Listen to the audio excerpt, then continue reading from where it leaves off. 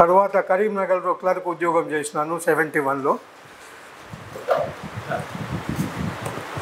ఆ తర్వాత క్లర్క్ నుంచి ట్రాఫిక్ అప్రెంటిస్ నుంచి వీధి అంచెలంచెలుగా ప్రమోషన్ తీసుకొని 34 సంవత్సరాలు ఉద్యోగం చేసిన తర్వాత నేను 2005 మార్చిలో రిటైర్ అయినా.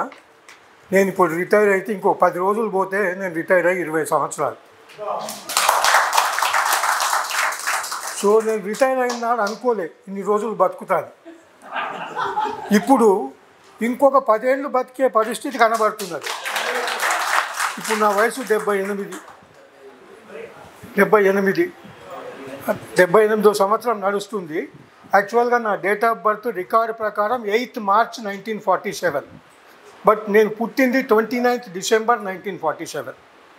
9 నెలల ముందు రికార్డులో పడింది. ఆ 9 నెలల ముందు రికార్డులో పడ్డందుకు నేను రిటైర్ అయిన నాటికి నాకు రావాల్సిన ఒక పే స్కేల్ రాకపోయింది. సో ఇది నాకు గురించిన పరిచయం. సో నేను రిటైర్ అయ్యే నాటికి మనందరిలాగానే నాకు కూడా రిటైర్ అయ్యే నాటికి మనకి ఏమొస్తుంది అనేది తెలుసు. పెన్షన్ రాదని తెలుసు. ఏది వచ్చినా రాకున్నా ఉన్నంతలో నాకు 3 పిల్లలు, 2 అమ్మాయిలు 1 అబ్బాయి. అదృష్టవశాత్తు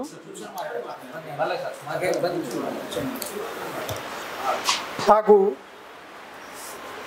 కుటుంబ పరంగా నాకే బాధ్యతలు బరువు లేదు. అండ్ అందరిలాగా నా పిల్లలు ఎవరు బయటికి వెళ్ళలేదు చాలామందికి ఉన్నట్టు.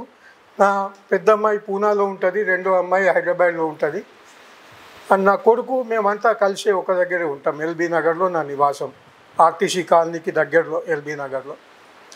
సో నేను ఎప్పుడు కూడా ఈ వచ్చే పైసలతో ఎట్లా బతకాలి, ఏం చేయాలనే ఆలోచన ఎప్పుడు లేకుండే. దాదాపుగా 16 ఏళ్ళ వరకు రిటైర్ అయినాక అసలు ఈ మనకి కష్టాలు వచ్చినాయన్నది ఎప్పుడు తెలిసింది అంటే 2020 తర్వాతనే మనకు ఈ అవస్థలు గుర్తుకొస్తున్నాయి. అప్పటిదాకా అసలు ఈ అవస్థ ఉన్నది, ఇట్లా ఉన్నది అనే పరిస్థితి రాలేదు. 2020 తర్వాత వచ్చే అవస్థ ఏమంటే మీకు మా అందరికీ ఇప్పుడు ఉద్యోగంలో ఉన్నప్పుడు అసోసియేషన్లు ఉన్నాయి, ఉద్యోగంలోకి వెళ్ళి దిగిపోయిన తర్వాత కూడా మన అందరికీ రకరకాల అసోసియేషన్లు ఉన్నాయి. నేను ఆఫీసర్స్ అసోసియేషన్లో రిటైర్ అయిన మరుసటి రోజు నుంచి ఆఫీసర్స్ అసోసియేషన్లో నేను యాక్టివ్ పార్టిసిపెంట్. ప్రతి నెలకు మీటింగ్ అవుతుంది ఆఫీసర్స్ది. నేను హైదరాబాద్లో ఉంటే ఏ మీటింగ్కు మిస్ కాదు. ఆఫీసర్స్ మీటింగే కాకుండా రిటైర్డ్ సంఘాల వాళ్ళు ఎవరైనా ఎక్కడన్నా మీటింగ్ పెడితే అవకాశం ఉంటే నేను ఏ మీటింగ్ మిస్ కాదు. బట్ ఉన్నంతలో బాగా ఉన్నాం అనుకునే పరిస్థితులలో మాకు ఎక్కువ ఈ ఆఫీసర్స్ అసోసియేషన్లో ఒక డిస్కషన్ వచ్చేది. మనకు రావాల్సిన పైసలు రావట్లేదు. ఎప్పటి నుంచి రావట్లేదు? 2020 తర్వాత. ఇక ఆఖరికి ఇది విని విసుగొచ్చి నాకు ఏమనిపించిందంటే ఎవరు వచ్చినా రాకున్నా ఒక డేట్ నిర్ణయం చేసి నేనుండేది ఆర్టీసీ కాలనీ పక్క కాలనీ, నా ఇంటి అటుపక్క ఇటుపక్క ఆర్టీసీలో ఉంటారు. ఎవరు వచ్చినా రాకున్నా 9th డిసెంబర్ 2021 నేను బస్ భవన్ దగ్గర పోయి కూర్చుంటా అని ఒక చిన్న కాల్ ఇచ్చిన. దానికి ఇంకొక 10 మంది మిత్రులు సహకరించినారు. కొమరయ్య ఈడీ గారు, మిగతా కొంతమంది సహకారంతో ఇప్పుడు మూర్తి గారు చెప్పినట్టు ఒకరిద్దరు ఎవరో చేస్తే కండక్టర్ల సంఘము, డ్రైవర్ల సంఘము కాకుండా అన్ని ఈడీ నుంచి మొదలుకొని శ్రామిక్ వరకు అందరూ కలిసే పరిస్థితి తీసుకొచ్చింది ఆర్టీసీ మనం ఒక దగ్గర కలపటానికి. సో ఆ అవకాశం అటువంటి పరిస్థితి ఎందుకు వచ్చింది అన్నది మనం అప్పుడు చెప్పినాం, ఇప్పుడు చెప్తున్నాం, ఎప్పుడు చెప్తున్నాము. అదే పరిస్థితి కంటిన్యూ కావాలా? ఇప్పుడు ఆ 9 ఆగస్టు 2021 నాడు జరిగిన మీటింగ్ ఫలితంగా రిటైర్డ్ ఉద్యోగులకు ఒక వాట్సాప్ గ్రూప్ ఏర్పడ్డది.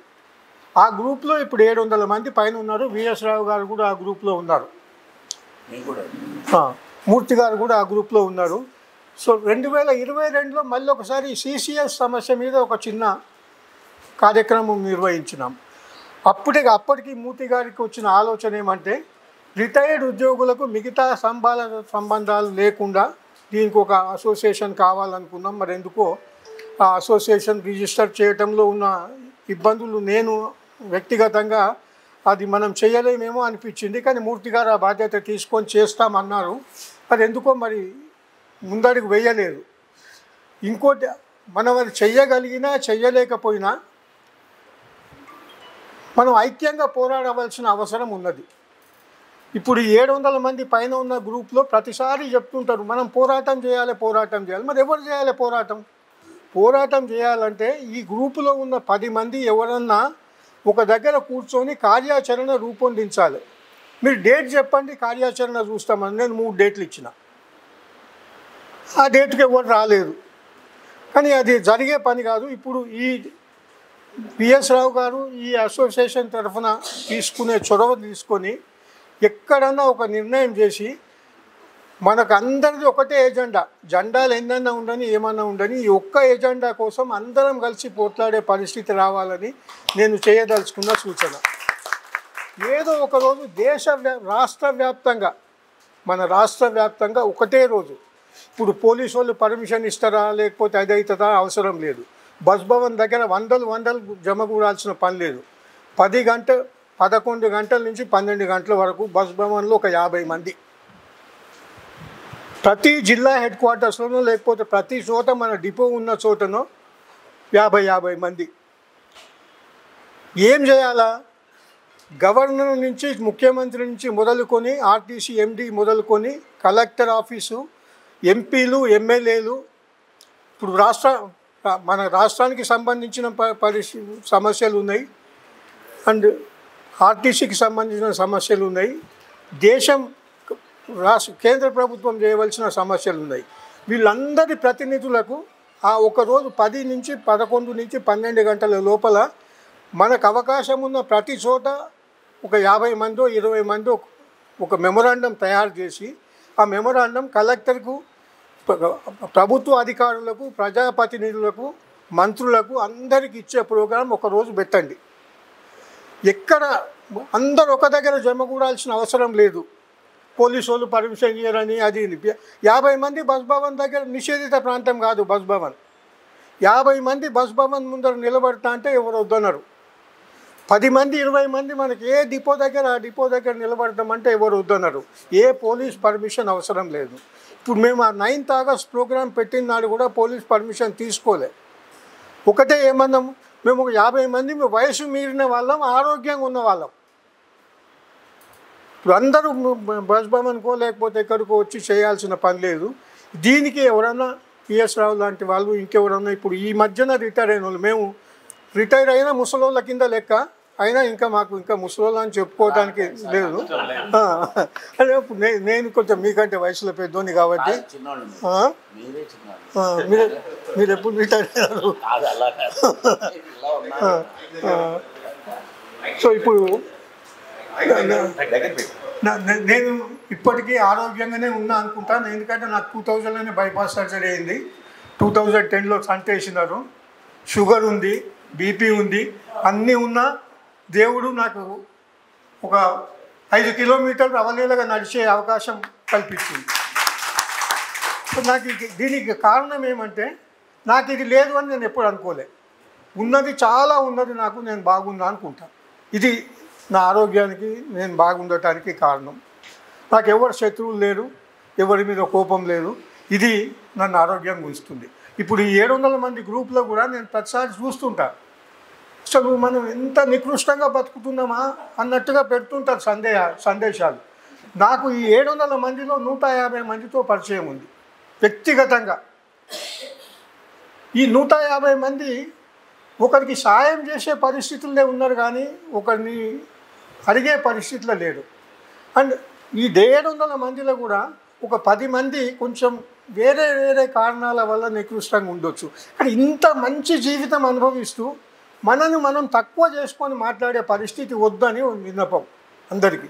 ఇది అడ్వకేట్ చేయండి. ఇప్పుడు లేదు అనుకుంటే వాడు ఇస్తాడా మనకు? లేదనుకుంటే రాదు. ఉన్నది అనుకుంటే సంతోషంగా ఉంటాం. సంతోషం సగం బలం. అది మన ఏ సంకల్పానికైనా సంతోషం ఉంటే బాగుంటుంది. సంతోషంగా ఉందాం, కలిసి పోరాడదాం. హక్కు మనకు రావాల్సిన హక్కు. ఇప్పుడు పిఎస్ రావు చెప్పినట్టు CCSలో నా పైసలు June 1 నాడు నేను విత్డ్రా చేసుకున్నా. పోయిన నెల June 1 నాడు అది కూడా ఎందుకు ఎప్పుడు విత్డ్రా చేసుకోవద్దని చెప్పేటోంది. సిసిఎస్ సెక్రటరీ గారు ఒక విజ్ఞాపన ఇచ్చినాడు, గ్రూప్లో పెట్టిన నిన్న మళ్ళా ఒకసారి. ఆయన ఏమన్నాడు, ప్రభుత్వం ఎప్పుడు ఇట్లా సహకరిస్తుందని తెలియదు, ప్రభుత్వం సహకరించినందున మీ డబ్బు నేను తీసి పక్కకు పెట్టినా, నెల ఇంట్రెస్ట్ ఇయ్యను, మీరు డబ్బులు తీసుకుంటే ఏ నెల అలా ఇస్తా అన్నాడు. తర్వాత సిసిఎస్ సెక్రటరీ గారిని పోయి పర్సనల్గా కలిసిన, నాకు ఈ సిసిఎస్ మీద అభిమానం ఉన్నది కాబట్టి నేను తీయదలుచుకోలేదు, అయినా మీరు ఏం చెప్తారు చెప్పండి అంటే, సార్ సిసిఎస్ మళ్ళీ ఆర్టీసీ మంచిగా బతికినాడు, మీ పైసలు మీకు ఇష్టము లేకపోతే ఇంకేమైనా చేస్తాం ఏదైనా ఆలోచన చేస్తాం, కానీ ఇప్పుడున్న పరిస్థితులలో సిసిఎస్లో మీ డబ్బులు పెట్టొద్దు అని చెప్పినాడు. అందుకనే 1 జూన్ లాస్ట్ ఇయర్ నేను తీసేసుకున్నాను డబ్బులు. అండ్ ఇంకొకటి, ఆర్టీసీ ఉంటుందా బతుకుతుందా పోతుందా అనుకుంటే నాకు ఎప్పుడు ఆర్టీసీ బతుకుతుందనే నమ్మకం ఉండేది. నేను ఉద్యోగంలో ఉన్న రోజు కూడా ఆర్టీసీకి ఏం కాదు, ఎందుకంటే ఆర్టీసీ బతకదు అని చెప్తుంటే నాకు ఎట్లా అనిపించేది అంటే, చిన్నపిల్లగాన్ని నువ్వు మంచిగా చదవకపోతే తీసుకుపోయి హాస్టల్ వేస్తా అని బెదిరించేది మనం. ఇప్పుడు మన మనవాన్ని మనవరాలని కూడా గట్లనే బెదిరిస్తాం ఎప్పుడన్నా.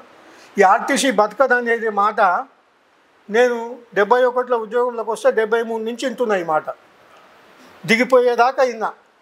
కానీ ఆర్టీసీ బతకకుండా పోదు, బతకతుంది. నేను బతికిన రోజులు ఆర్టీసీ బతుకుతుంది అనుకున్నా, కానీ ఇప్పుడు ఎందుకు అనుకున్నా అంటే నేను 20 ఏళ్ళు బతుకుతా అనుకోలే. ఇప్పుడు ఇంకో 10 ఏళ్ళు బతికేటట్టు ఉన్నది కాబట్టి నేను బతికేదాకా ఆర్టీసీ బతుకుతుందా లేదా అనేది నాకు కొంచెం డౌట్ ఉంది. సో అయినా మనం అందరం కొంచెం సంఘటితంగా ఉండి ఆర్టీసీకి మంచి ఉంటుంది అనుకుంటే ఆర్టీసీ బతుకుతుంది. ఒకసారి కలిసి పోరాడే పరిస్థితి రావాలి. అందరం ఏదో ఒక డేట్ ఫిక్స్ చేసుకుని రాష్ట్ర వ్యాప్తంగా ఒకే రోజు ఒక కార్యక్రమం నిర్వర్తించే పరిస్థితి రావాలా. నాకు అవకాశం ఉన్నంత వరకు నాకు తగిన సూచనలు చేస్తాను, నేను పార్టిసిపేట్ చేస్తాను అని చెప్తూ సెలవు తీసుకుంటాను.